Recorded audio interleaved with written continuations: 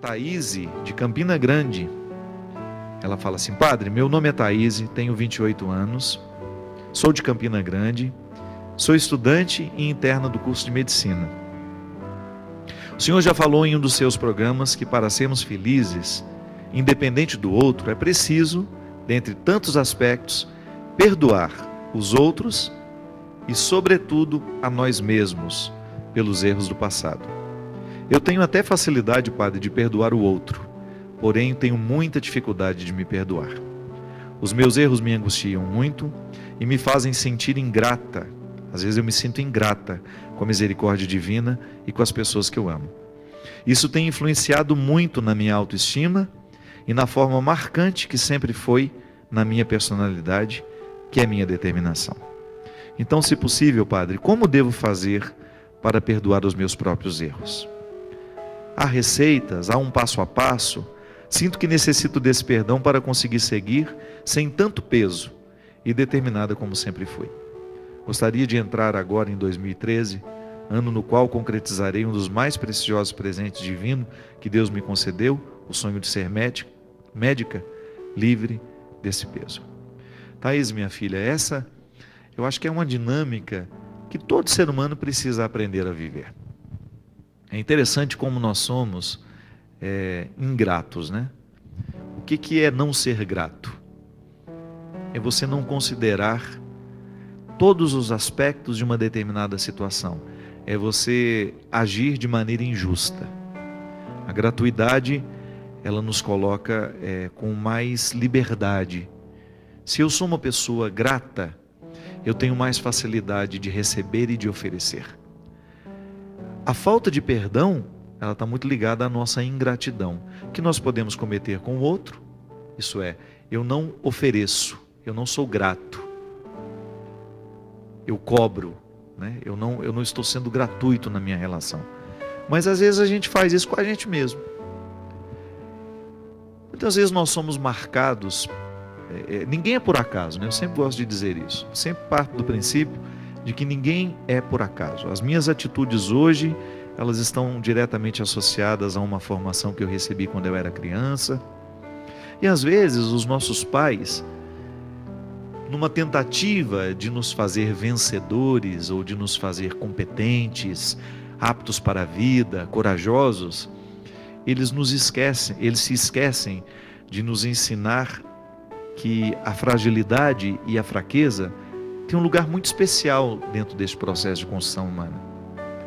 Ninguém consegue aprender a coragem se não passar pela experiência do desânimo. Então a gente começa a entender que o fracasso, que toda vez que a gente passa pela experiência de errar, de fracassar, de que aquilo é um dano irreparável dentro do nosso processo. E não.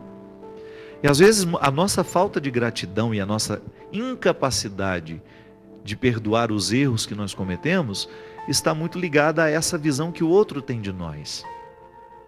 Uma criança, por exemplo, ela não sabe analisar do ponto de vista emocional que aquilo que ela faz de errado não vai tirar o amor que o pai tem por ela. Mas muitas vezes, dentro do contexto familiar, a criança acaba incorporando essa inverdade, né? O meu pai deixa de me amar toda vez que eu erro. Isso é lamentável, né? Não deveria ser assim, né? O pai da gente deveria nos amar ainda mais quando a gente erra, né? É o contrário, né? Mas muitas vezes, na tentativa de educar o nosso filho, nós cometemos essas pequenas injustiças com eles. Então, às vezes, a gente se cobra demais e a gente tem dificuldade de se perdoar. Por quê?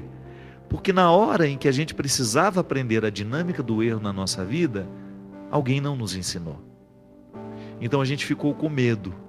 A gente ficou com medo a gente teve dificuldade de assimilar a fragilidade.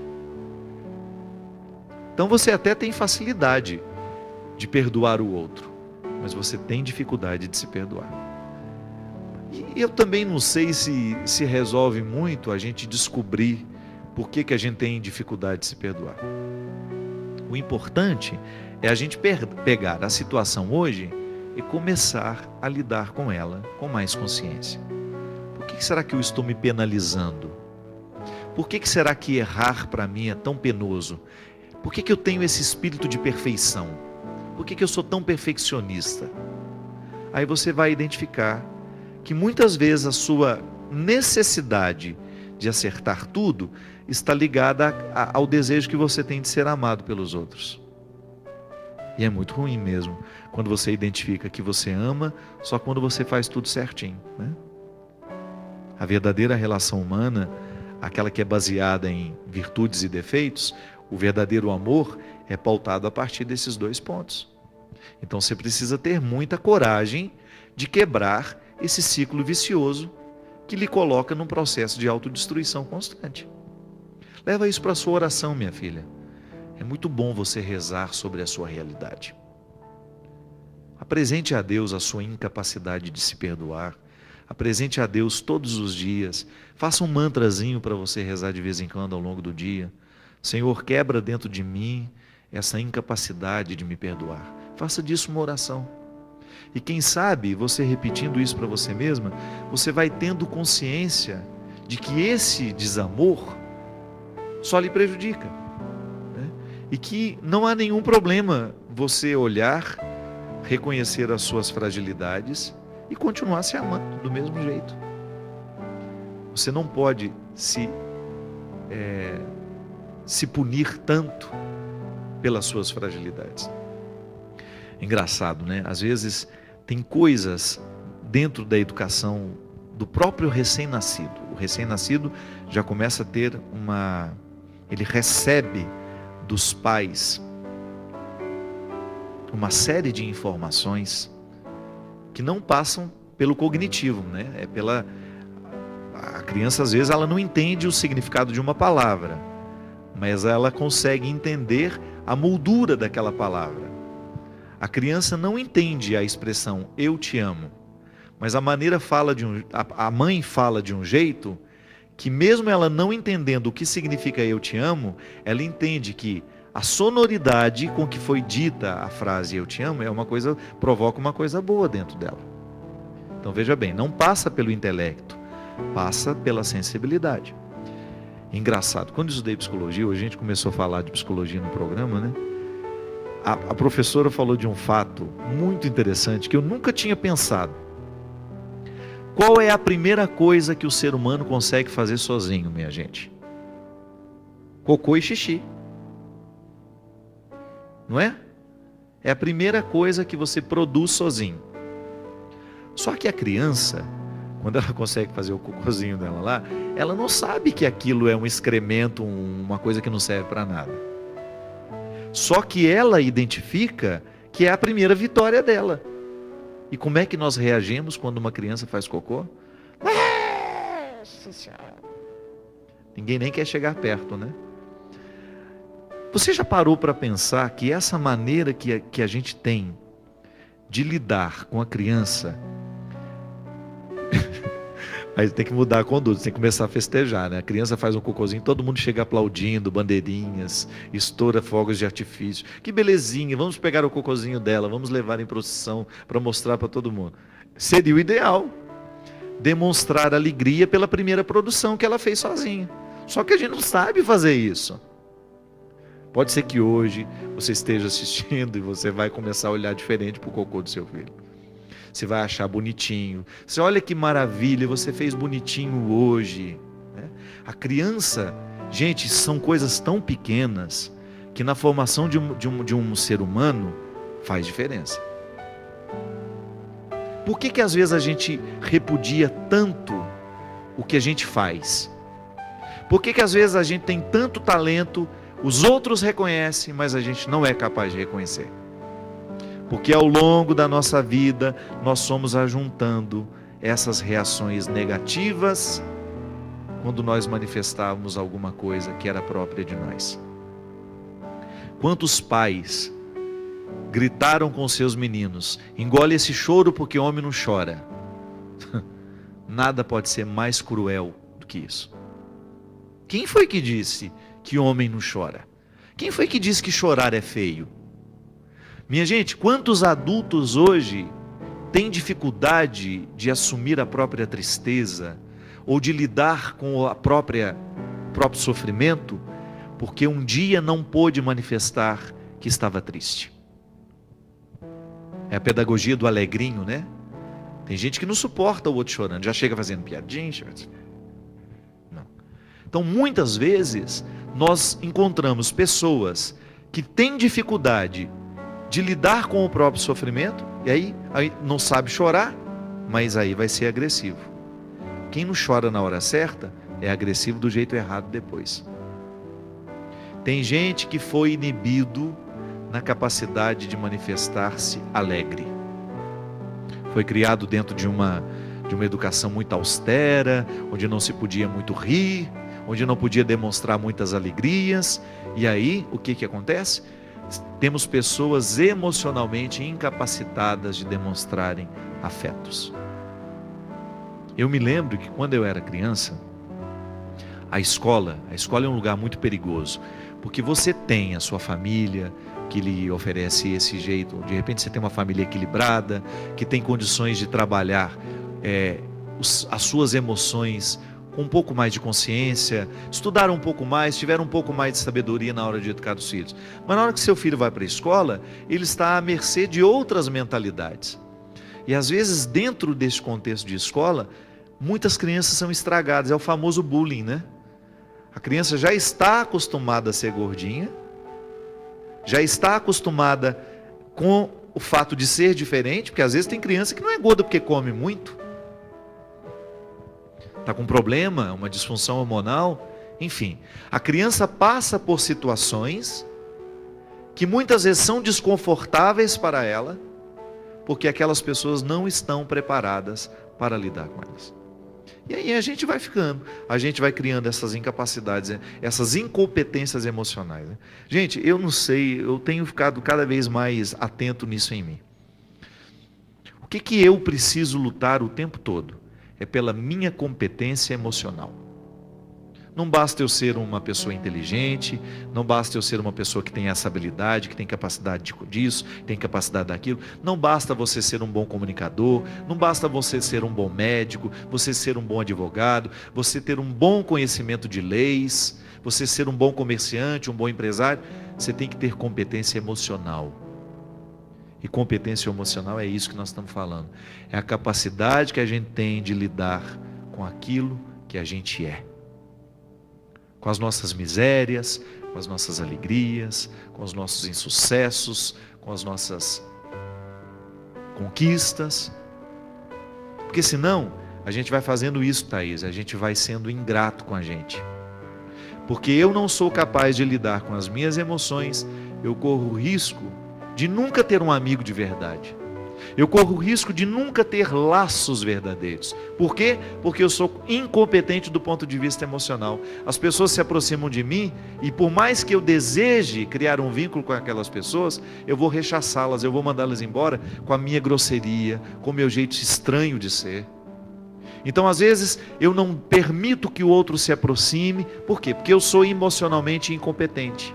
Eu não sou capaz de abrir o meu coração para receber o diferente. Eu não sou capaz de abrir o meu coração para receber aquele que acaba de chegar. E isso a gente precisa pedir a Deus todo dia, minha filha, que Ele nos dê competência emocional. Pronto, tivemos uma invasão aqui hoje. Padre, vem cá do meu lado. Boa. Bom, você que acompanha a Canção Nova, né, sempre vê o padre falando também no programa. Só que hoje é aniversário desse daqui, né? E a gente... Esse é o Chininha, gente. No programa não podia deixar de vir fazer uma homenagem. O padre sempre falou do China, né, no programa. Sempre falou do início do programa, quando a gente não se dava bem. Isso realmente é verdade. Você não gostava de mim? Ao vivo eu quero falar no programa que isso realmente era verdade. Eu tinha um grande bloqueio com o padre Fábio de Mello. Mas só que na convivência do programa a gente foi percebendo que, como o Diácono Nelsinho sempre fala, as diferenças nunca podem ser barreiras, né? E em 8 anos que eu conheço o Padre Fábio, que eu estou perto do Padre Fábio, eu posso dizer que de coração eu tenho um grande amigo no Fábio de Mello, no Padre Fábio de Mello, sempre Padre Fábio de Mello. E isso eu sempre faço questão de deixar claro na minha relação com ele, é de tê-lo como padre. O padre, Fábio de Mello, antes de tudo, é padre. Deus o quis assim, Deus o escolheu assim, e isso nunca vai mudar. Independente se ele está de clésma, se ele está sem clésma, ele é sacerdote, e é sacerdote meu amigo, próximo do meu coração. E padre, bonito perceber que nesses 8 anos, como o senhor falava no início do programa, a vida ela é uma construção, né? E como há 8 anos atrás o padre Fábio de Mello era diferente. E como esse amadurecimento vai acontecendo. O padre Fábio, ele sabe viver a vida dele numa dinâmica de construção, de ir melhorando. Não é o Fábio de Mello de 8 anos atrás. Não é o sacerdote que começou esse programa tímido, que não sabia nem pegar o microfone direito. E eu queria ler para vocês, gente, foi bom que isso foi por mensagem, para você ver como que o programa ele é importante na vida do padre. Quando a gente estava acertando se esse programa ia ser ao vivo, se a gente não ia conseguir fazer o programa, porque querendo ou não, a gente está na semana da gravação do DVD e o mais prático seria não ter programa, por toda a questão da logística do DVD, de ensaio e tudo isso. E eu conversando com o padre me deu essa resposta. Rapazinho, vamos fazer ao vivo, comemorar meu aniversário em grande estilo, fazendo o programa que mudou a minha vida, junto com o povo que sustenta o meu ministério. Você que acompanha o programa, gente, tenha certeza de que, antes de você ser o beneficiado, quem é o beneficiado é o Padre Fábio. É verdade. Antes de você beber daquilo que ele fala, a sua presença faz a diferença na vida dele. A sua presença faz a diferença porque, querendo ou não, queridos, o Padre Fábio ele foi tão exposto à mídia, a gente viu ele em tantos outros programas da mídia secular, só que ele sempre fez questão de estar nesse programa simples. O nosso estúdio ele é pobre, o nosso programa ele é simples, né? E o padre tinha tanta oportunidade de ir para emissoras grandes, financeiramente o retorno para ele seria fabuloso, mas está aqui, não ganha nada, vem lá de Taubaté, ainda paga a gasolina dele, que nem isso a Sorova dá, mas faz questão de estar aqui, padre. Então, como membro da Canção Nova, mas também como seu amigo, e te quero muito bem, eu quero te agradecer. Te agradecer por esse programa. Muito obrigado. Sou muito grato também ao que Deus fez na minha vida através de você. Para mim foi um presente muito grande, depois de você ter ido embora para Portugal, você poder voltar a dirigir esse programa, e Deus sabe por quê. Porque eu acho que os momentos que nós vivemos aqui nesse programa, tantas vezes atendendo os telefonemas ao vivo, ouvindo pessoas que modificaram a nossa vida. Eu posso dizer isso porque você é um irmão que o programa me deu, e é uma verdade mesmo. Quem é beneficiado de tudo isso aqui sou eu, antes de qualquer coisa. Eu agradeço muito a Deus.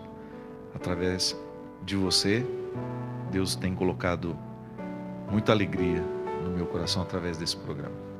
Que bom, padre. Parabéns. Agora, padre, como bom diretor, a gente precisa encerrar o programa. Precisamos. Vamos pedir a Deus que possa derramar sobre nós a sua bênção. Obrigado você que participou conosco, você que nos deu a oportunidade de, nesse dia tão especial da minha vida, dividi-lo com vocês. O Senhor esteja convosco. Ele está no meio de nós. Desça sobre nós, sobre a nossa casa, sobre a nossa família, a bênção e a proteção do céu, do Deus Todo-Poderoso, Pai, Filho e Espírito Santo. Amém. Amém. Até a semana que vem, se Deus quiser. Se Deus quiser. Até sábado.